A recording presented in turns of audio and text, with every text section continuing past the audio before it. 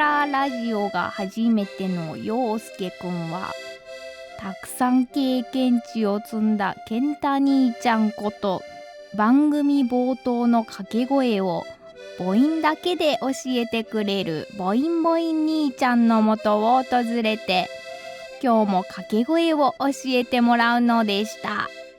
ボインボイン兄ちゃん。陽介お、何どうしたお兄ちゃん。お前ケーキ作ってんだけどよ、お前デコレーションがうまくいかねえんだよ。お前これうまく飾り付けできるか？ケーキこれでかなんだあんの ?1、2、3、いやうまく飾り付けって言われてもな。これお前まずげんこつのマジパンこれつけてくれよお前。げんこつのマジパン、うん、どんなケーキ？まあいいや、それはこうしてこんな感じかな。いいね。じゃあ次お前みかん並べてくれよ。みかんなんだ、オレンジじゃないんだ。まあいいや、じゃあ円でいいかな。いいじゃねえかお前。めめちゃくちゃいいよお前。次はこれでお前めっちゃ青いホイップクリーム。めっちゃ青いホイップ。青はあれだけどね、食欲を減退させるようだけど、まあこのぐらいだったらいいじゃないかお前。これ完成だよ。やったね。さすが俺の相棒だ。でもさ、この部屋からどうやって出すの？考えてなかった出さない。じゃあ何人か呼んで食べればそうするか。いけんのか。青いホイップクリームとかあるけど、まあ気分転換に掛け声でもやってみんなを待ちましょう。考えてなかった考えててよそこは。じゃあ手伝ってくれた俺だ。陽介、今日の掛け声はこれだ。あいああいあいああい。わかったか？これで番組を勢いよく始められるはずだ。陽介頑張ってな。陽介さん、まもなくです。お前番組始まるんじゃないか。3秒以内にさっき教えた掛け声を叫ぶんだ。マジマーガリンマサラカスサラカそれ飲みすぎいや飲んでないんだよ。スパイヤサラカスパイヤのマサラカ。こんばんは。時刻は深夜1時を回りました。スパイアボーカル陽介とドラムの健太です。この時間からは僕の出身地である福岡から日本中世界中に発信していく番組スパイアのバサラカをお送りしていきます。マジマーガリンじゃない。ね、母音は合ってた。母音合ってるでしょ。母音は合ってた。アニバーサリー惜しいね。あ、そういうこと？惜しかったよ。惜しかった。ケーキはアニバーサリーで作ってたのか。そうなんだよ。なるほど、アニバーサリー。そう、日付変わって明日、はい、6月9日スパイア結成20周年です、素晴らしい。20年前の2005年6月9日に結成されたので、日付変わって明日6月9日で結成20周年ということで。そうです。すごいよね、20年って。すごいね。もう成人っていうか、もう成人は18歳か今。成人すらも超えてるというかね、お酒飲める年になるんで、生まれた子が。だからちょうど20歳の時ってことでしょ。そう20歳の時に結成してやってるから、すごいね。すごいね。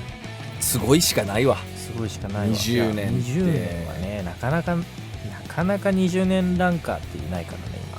20年同じことをやってるっていう、なんかこうそうやって言われると、自分で考えると気持ち悪い。まあね。だって20年で20年同じことやってんだよ。気持ち悪くない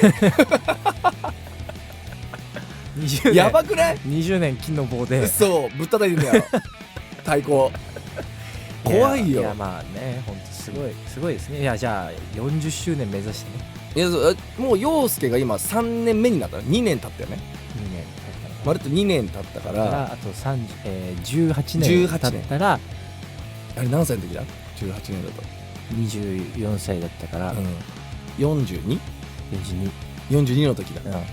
いや、まあちょうどいいっちゃちょうどいいね。やっぱそうなるとね、やっぱ同じぐらいのタイミングでやっぱりこう陽介もデビューしたってことだね、俺らと。じゃああと20年頑張りましょう。何歳？60歳。60は全然いける。60はいける。だってさ、桑田佳祐さんとか見てよ。いやもう俺はシェーン・ガラスよ。シェーンは何歳なの？あ、もうそんな年なんだ。稲葉さんと同い年とかだったはずだから、多分そのぐらいっすよ。じゃあ全然いけるじゃん。いけるいける。俺シェーンがやってる限り俺はいけるって思う。あれはレッチリのチャドだっけ？チャドいくつなんだろう。シェーンよりちょっと上じゃないかな。じゃあまだ全然多分現役だよ。60いくつとかになるんじゃないかな多分。じゃあまだやっていくしかないでしょ。だからやっていうかむしろうんあれになるかもやれなきゃっていうね。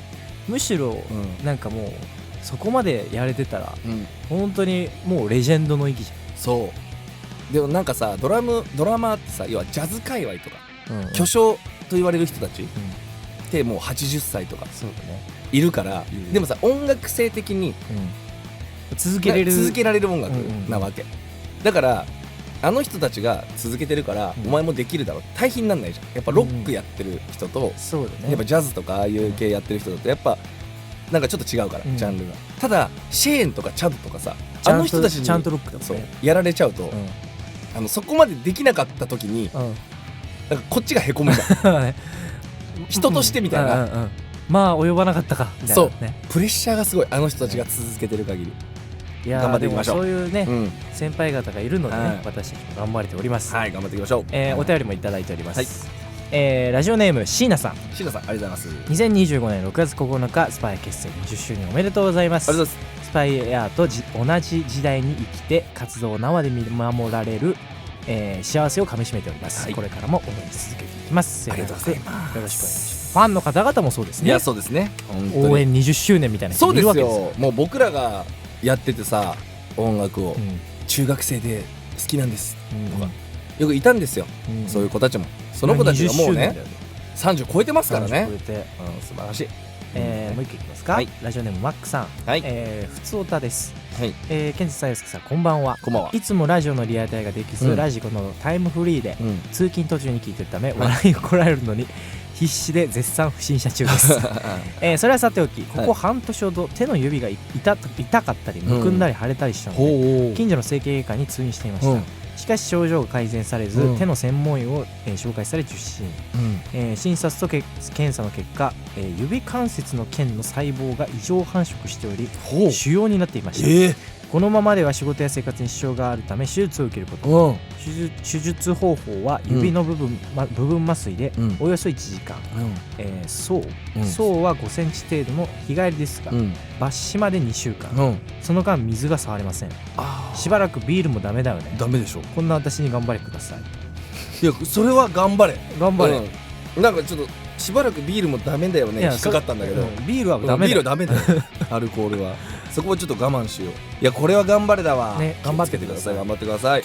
番組では皆さんからのメッセージをまだまだお待ちしております。メッセージの送り先はすべて小文字でバサラカ@FM 福岡 .jp basaraka@FM 福岡 .jp もしくは FM 福岡ホームページにあるメッセージ応募フォームから番組名スパイアのバサラカを選択して送ってください。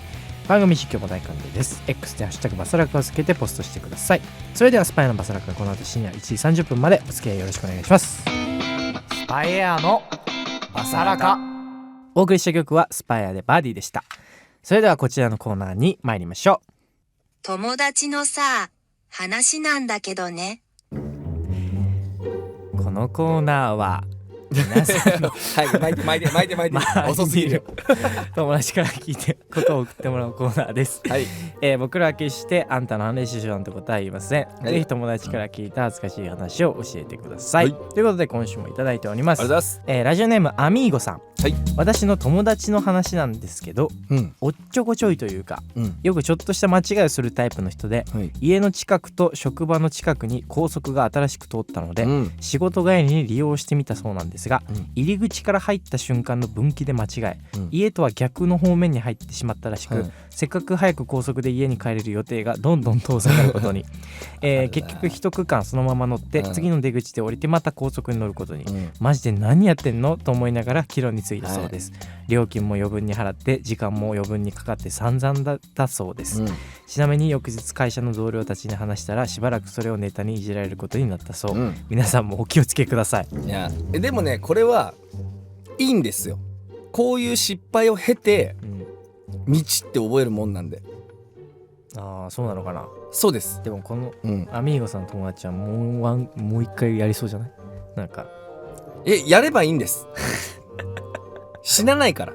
まあね、そうただやっぱこういう失敗を経てうん、自分の弱点を見つけていくもんなんで、確かにアミーゴさんの友達はうんいじられたかもしれない。うんだけどナビの正しい見方とかね、うんナビがその対応してないんだったら、新しくできた道路だったんならね、あーだったらこっちはこうなのかと、それでやっぱ勉強するから、でこっちのレーンから ETC 入った方がいいよとか、分岐行きやすい。そうそうそう、やっぱそれはねナビは教えてくれないから、うん混むから出口らへんはもう左に寄っとくとかそうそう右に寄っとく、でやっぱまあこれはいいことですよ。大丈夫ですよ、そんな恥ずかしがらなくて、これはなんか恥ずかしい話じゃなかったね、なんか大丈夫ですって話です、問題ない、問題ないです。問題ないはい、そのまま自分を信じて走ってください。はい問題ありませんでした、はい、問題ない話です。はい、続いていきましょう。はいラジオネーム水筒の耳さん。はい陽介くん、健太さん、こんばんは。こんばんは。これは友達が小学生だった時の話です。その日友達はすごくおしっこを我慢しながら下校していました。うん我慢しすぎて走ることもできず、慎重に歩きながら家にたどり着いた友達はうん限界ギリギリでうんトイレに駆け込み、うん勢いよくズボンを下ろしました。はいそのまま腰を下ろし、間に合ったと思ったのもつかの間、なんだかいつもより便座が冷たい。はいそう、友達は急ぐあまりトイレの蓋を開けずに座っていたのです。やばいと思った時にはもう遅く、蓋に座ったままちょろちょろとすぐに立ち上がり蓋を開けて座り直しましたが、最初にちょろっと出てしまった事実は変わりません。焦ったそうですが、トイレは個室ですので自分で拭いてきれいにしてしまえばこのことがなかったも同然。うんトイレットペーパーで拭いてそれを流し、証拠を隠滅した友達はすっきりした気分でトイレから出たそうです。その後家に遊びに来た友達の前で母親にあんた漏らしたでしょと問い詰められることになるのですが、証拠隠滅に成功したと思っている友達は今でも自分ではなく妹か弟が犯人だろうと信じているそうです。ねやー違うよ、バレてるよ。バレてるこれまずバレて家に遊びに来たはい、友達の前で母親にあんた漏らしたでしょって言われたってこと。母親に言われたんだ。そう言われた。友達の前でそうでもこのスイートの耳さんのお友達は自分は完璧に証拠を消したから、それ拭けてなかったんだよ多分どっかがいや本当だよ吹き残しがあっただけだよ拭き残しがあったんだよ。これ今からでも遅くないんでお母さんにごめんねって言うよ小学生だった時の話そうあの時ごめんね。いやでもこれはねあるよ。でもさよくちょろちょろで収まったよね、そんだけ我慢して。絶絶妙なタイミングだったんじゃない？座ってうんはーって思ったと同時に、なんか冷たいんですけどでうあーわって止めたけどあー出ちゃったみたいな。なるほどね。そうなんかそのやっぱうんなんていうのかな、この 0コンマ何秒の中ですごいこう巡ったんじゃない、考えが。確かに。はい、はいということで、こんな感じで皆さんが友達から聞いた話を教えてください。僕たちはあんたの話でしょなんてことは言いません。はい友達が言っていた恥ずかしい話を教えてください。うん皆さんが友達から聞いた話をお待ちしております。はいそれでは今日は、水筒の耳さんの友達からこちらを選曲しました。ビーズでギリギリチョップ。スパイエアのバサラカ。お送りした曲はビーズでギリギリチョップでした。陽介健太のお悩み相談。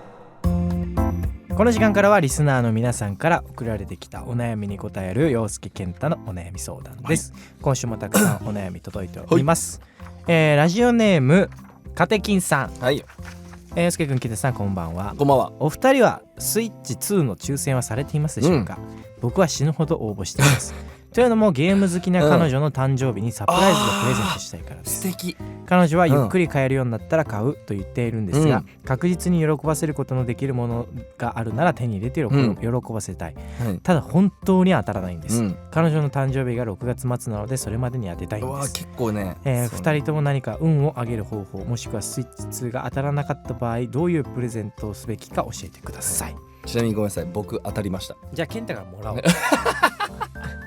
違うこれね、こういう抽選ってあるんですよ、当たりやすい場所っていうのが。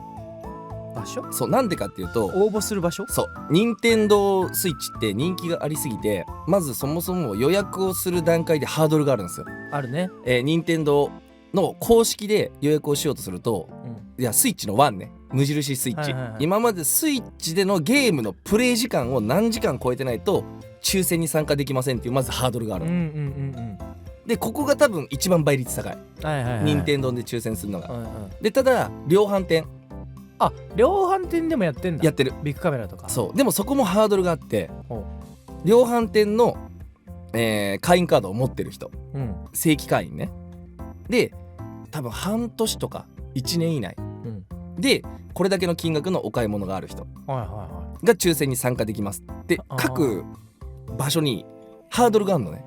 あまああれだよね要は転売とかの対策もあるそうわけだし転売対策とかやっぱりこうより自分のところでお金を使ってくれたお客様に対してっていうのもあると思うんだけど、これの、量販店の方をおすすめする俺は。あ任天堂より任天堂は倍率が高すぎる。そももそもゲームが好きでスイッチを絶対に欲しいっていう人たちが応募するからまず。確かにそういう人たちはあれだもんね、任天堂から送られてそうきてほしいもんね。そうでも量販店ってまずそのハードルを超えられる人って結構少ないわけ。うんうんうんその特定の電気屋で会員カード持っててポイント持ってて確かに要は何ヶ月とかうんうんうん1年以内に買い物をするって結構じゃんうんうんなハードルうんでそこが大体やってるから自分がもし持ってるならイオンとかもやってる。あ本当そうであともう一つはトイザラスはいはいはいだから子供の玩具を売っているうんお店うんうんうんうんもやってるからそこの会員になっちゃってうん今何ヶ月以上会員の方だとうんうん難しいかもしれないけどそのねホビー系のものうんのところで抽選するのをおすすめするわ、あー、自分がこのハードルを超えられる場所。うん何もなかったらどうするまあでもあれじゃない自分で手作りでさスイッチ2購入券って渡してさ時が来たら買うわ時が来たら支払いは俺に渡す俺でっつってあそれでいいじゃんねもしくは俺に1万円上乗せした金額を払うからそれただの転売じゃんいや頑張ってほしいですね。いやー当たるといいですね、ねカテニーさんなんか事後報告も、まあ、ぜひ運を上げる方法はまあ日頃いい行いをすれば大丈夫ですさあゴミ拾いしましょう。うん、はいもう一件いきますか、はいいきますよ。ラジオネームゆまさんはい健太さん、よすけさん、こんばんは。こんばんは2月頃に職場にパワハラする人がいてどう対処したらいいかというお悩み相談でいらっしゃったね。採用されたものです。事後報告ではありますが、うんその方は4月付退職しました。なるほど。これで少しでも平和に仕事ができると思っていたのですが、別の問題が発生している状況です。そこで健太さんと陽介さんに聞きたいことがあります。ストレスや仕事で精神的にも、身体的にも限界が来る時があります。そんな時は息抜きするためにスパイアのライブに行ったり音楽を聴いたりしています。健太さんと陽介さんは息抜きやリフレッシュの仕方などは日頃からどうしていますか？あとストレスを溜め込まないようにするにはどうしたら良いものなのか教えてください。息抜きね。寝る程よい運動、適適切な食事か適度じゃなくてまあたまに贅沢。やっぱそれのバランスじゃないやっぱこれって。確かにな。そうだから俺こういうのでみんなね俺思ってることがあって一個一個みんな多分ね大きく考えすぎなのよ。そのリフレッシュしたいストレスをためないようにしたらどうしようって考えた時にその考えてること自体がまたストレスになっちゃうよね。ストレスだしそのリフレッシュに重きを置きすぎてる。いやそれなんかさ、今の世の中あるあるじゃない？そう休んだところでまたそうやって、休みの日何しようで、何もできなかったらまたそれでさ、何もできなかった、もったいないことしちゃったみたいにストレスになっちゃうわけじゃん。だから中田のあっちゃんがすごい、これはそうだねって思ったのが休憩、だからあの人勉強めちゃくちゃするから、勉強の休憩って何なのかっていう、勉強の休憩っていうのは勉強をしなくなってだらっとすることは休憩じゃないと。それは休憩にならない、じゃなくて数学を勉強していたら、文系、国語の勉強をするみたいな、英語の勉強をする、ってやると脳を使う箇所が変わるから、それが本来は休憩なんだと。だから普通にだらってしちゃうとその数学的な脳のままの状態でいっちゃうってことだよね。その切り替えをしないでただただそれはだらけてるだけ、だからちゃんと休憩っていうのは意味をちゃんとそこに持たせないと休憩にならないみたいなことを言ってて、確かにと思って。だから休憩って考えるとみんなだらっとしちゃうけど、あれって体により負荷をかけるというか、でなんかソファに寝転がってさうんスマホ片手に見てさ、うんもうさ視力も悪くなるわさ、うん体勢も悪いからさうん体休まんないしさ、だかうんら休むっていうのは多分適切なタイミングでちゃんと布団に入って体のスイッチをオフにできる時のことうんうんうんでそのためにもしかしたらスマホをさ置いてくとかでもいいかもしれないし、そうねカーテンを開けてうん日光で起きるでもいいのかもしれないし、10時から深夜2時の間は絶対寝るでもいいのかもしれないし、うんうんうんなんかそういうちょっとしたことだよね多分、そうだね目覚ましかけなかったりとかね。そうそうそうでまあちょっと外に行ってまあ映画とかいいんじゃない？まあ映画とかいいかもね。俺は結構映画行くな。そう爆音大事ねあと。そうでさうん強制的にさもうその画面だけに集中できるじゃんそうだねあれはそう映画ね、でそこで感じるものもいろいろあるし、ネットフリックスとかじゃなくてねそうそうスマホじゃなくて映画館に行くそっていう映画館あそれはあるかも。はい今の時代はよりその家で映画をうんネットフリックスとかで見たところで、うん頭にあんま入ってこないもん。そうねだからこう非日常よね。うんだから本当家の中でできないことをやる。そうでなおかつそんなにまあ映画館もまあなんか安い日あればさ、うん千何百円で見れる日もあるじゃん。見れる全然で動物園もさ言うてうん何百円とかじゃん入園料は。だからそういうのがいいかもね。確かに頑張ってリフレねッシュしてください。リフレッシュしてください。ということで番組では皆さんからのお悩みも募集しております。小さなお悩みから大きなお悩みまで幅広く募集しておりますので気負わず送ってみてください。皆さんからのお悩みをお待ちしております。スパイアのマサラカお送りしているのはスパイアで Just Like This 2024よりストロングです。今日はこの曲に乗っかりながらエンディングです。ということで、はいよ今年も Just Like This 2025が開催決定しております。日程は9月27日土曜28日日曜の 2days です。会場は山梨県川口湖ステラシアターです。Day1 は、Just Like This をテーマに、Day2 は、歴代アニメソングをテーマに2日間異なるセットリストでお届けしますので、はい皆さんぜひ遊びに来てくだおさい。願いします。今日もたくさんのメッセージありがとうございました。番組では皆さんからのメッセージをまだまだお待ちしております。メッセージの送り先はすべて小文字でバサラカ@fm 福岡 .jp BASARAKA @fm 福岡 .jp もしくは FM 福岡ホームページにあるメッセージ応募フォームから番組名スパイアのバサラカを選択して送ってください。番組実況も大歓迎です。 X でハッシュタグバサラカをつけてポストしてください。そしてこの番組は YouTube や音声配信サービス Spotify やラジコでポッドキャストも公開中です。